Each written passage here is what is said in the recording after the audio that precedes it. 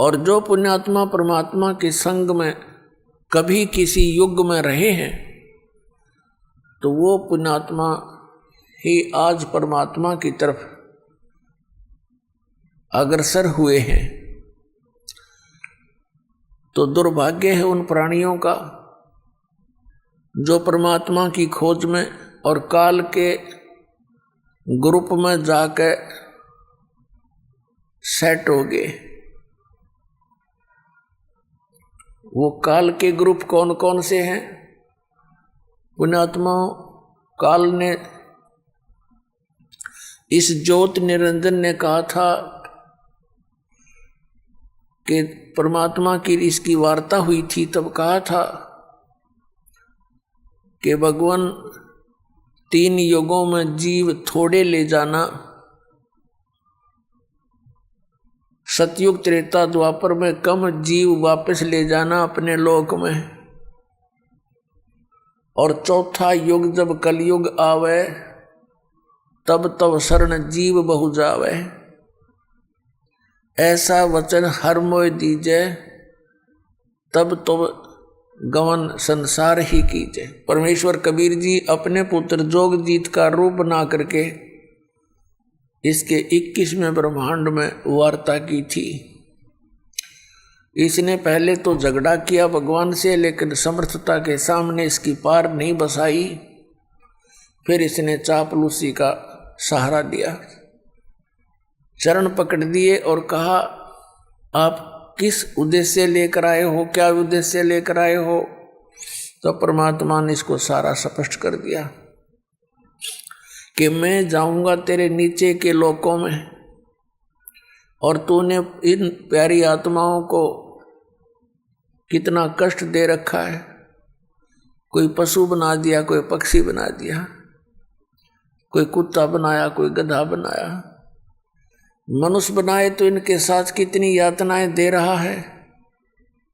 मैं इन प्राणियों को जाकर बताऊंगा कि तुम जिस लोक में रह रहे हो ये काल का लोक है, तुम सतलोक के रहने वाले हो, और सतलोक में जाने की जो विधि, जो मंत्र है वो मेरे पास है, वो इनको दे दूंगा, फिर ये सतलोक आएंगे।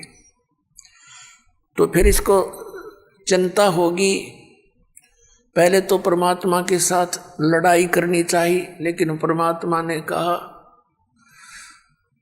धर्मदास नाम के एक महापुरुष जो परमात्मा की उन प्यारी आत्माओं में से हैं जिनको भगवान मिले थे, उसको बता के धर्मदास जब इसकी पार नहीं बसाई मेरे ऊपर, इसने अटैक किया, मैंने श्वास का सिमरण कर दिया, सतनाम के श्वास, उस श्वास का सिमरण कर दिया, जिस कारण से काल नीचे जा गिरा बहुत दूर पाताल में। पुण्यात्माओं, परमात्मा कबीर जी हमें सतर्क करते हैं, आप जी के ऊपर कभी कोई आपदा आवे तो सतनाम का सिमरण तुरंत शुरू कर देना, ये अभ्यास बना लेना। ना यम के दूत निकट आएंगे, ना काल निकट आ सकता, तुरंत अगर आ भी गया है तो बहुत दूर चला जाएगा, आपको कोई हानि नहीं कर पाएगा। तो उस समय परमात्मा ने यही बताया कि उसके बाद फिर जब इसने देखा कि इनके पास बहुत शक्तिशाली मंत्र है, चरण पकड़ दिए, तब कहा था कि आप किस उद्देश्य से लेकर जा रहे हो? परमात्मा ने सब बताया, जैसा दास ने भी वर्णन किया। फिर इसने कहा, जी कोई बात नहीं, जैसे आपकी इच्छा वैसे कर लेना, पर मुझे कुछ आवश्यकताएं हैं, वो मेरी पूरी कर देना। परमात्मा ने कहा, बोलो। इसने कहा, ऐसे नहीं, आप वचनबद्ध हो जाओ। तो परमेश्वर कबीर जी वचनबद्ध हो गए। तब इसने कहा था कि 3 युगों में जीव कम ले जाना, और चौथे युग कलयुग में कितने ही जीव ले जाना। और परमात्मा एक दया और करना, आप अपना ज्ञान देकर ले जाना, आपके ज्ञान को स्वीकार करें वो आपके, मेरे ज्ञान को स्वीकार करें वो मेरे, उन पर उनको बलपूर्वक ना ले जाना। परमात्मा को सब पता था कि बलपूर्वक अगर ले भी जा सकता हूं मैं, फिर ये रुकेंगे नहीं वहां, क्योंकि इनकी आस्था यहीं पर जमा हो रही है, पहले इनकी आस्था हटाऊंगा, इनको ऐसा ज्ञान दूंगा कलयुग में और प्रमाण दिखाएंगे, तो फिर ये अपने आप इनकी रुचि सतलोक में हो जाएगी। पुण्यात्मा, तब काल ने जब पता लगा कि अब सारे वचन मान लिए, तब कहने लगा जाओ जोग जीत संसारा, और जीव न माने कहा तुम्हारा। 12 पंथ करूं मैं साजा, नाम तुम्हारा ले करूं आवाजा। इन 12 पंथ नाम जो ले ही, सो हमरे मुख आन समोही। और अनेक पंथ चलाऊं, या विद जीवों को बरमाऊं। देवल मंदिर को कहते हैं, देवल तीर्थ और देव पूजाऊं, और तीर्थ व्रत और नकली जप तप मन लाऊं। इनमें उलझा दूंगा, और जाओ जोग जीत संसारा, फिर जीव न माने कहा तुम्हारा। जीव तुम्हारा कहा न माने, हमारी ओर हो बाद बखाने। हमारे वकील बन जाएंगे वो काल के, जो तेरे बच्चे हैं उनको इतना मिसगाइड करवा दूंगा अपने दूत भेज कर 12 नकली पंथ, और उसके बाद और पंथ अनेक चलाऊंगा, इस विद जीवों को भरमाऊं। तब परमात्मा ने कहा ठीक है, तू अपने सारे काम कर लिए, जितने दाव तू लगावेगा काल।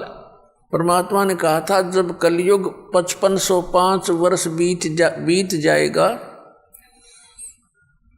तब मैं अपना अंश भेजूंगा। पहले तो परमात्मा ने कहा था मैं स्वयं आऊंगा, उनकी मौज है वो आप आवें या अपना प्रतिनिधि भेज दें, एक का बात होती है।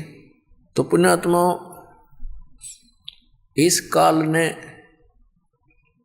कबीर पंथ के अंदर भी अनेकों नकली पंथ चलवा दिए, और किसी के पास नाम नहीं, किसी के पास वो परमात्मा वाला विधान और ज्ञान नहीं।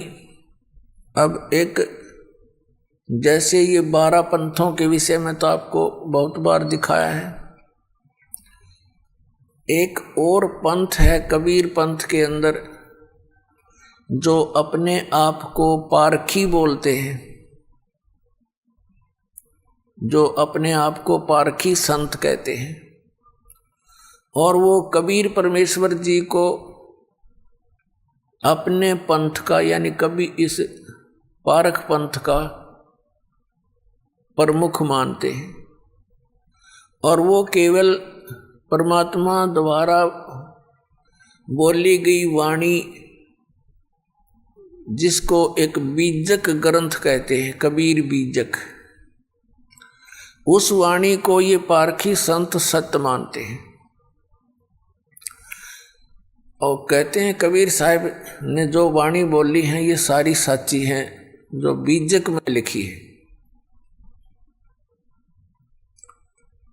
अपने आत्माओं,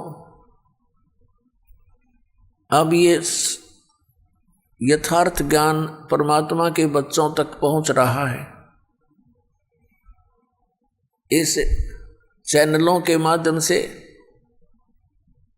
सीडी के माध्यम से, पुस्तकों के माध्यम से। और ये भी प्रमाणित हो रहा है क्योंकि बुद्धिमान समाज है। आज कोई बालक नहीं, अभी तक इन पुण्यात्माओं को ये पता ही नहीं लगा था कि जिनको हम संत मान रहे हैं ये संत नहीं असंत हैं।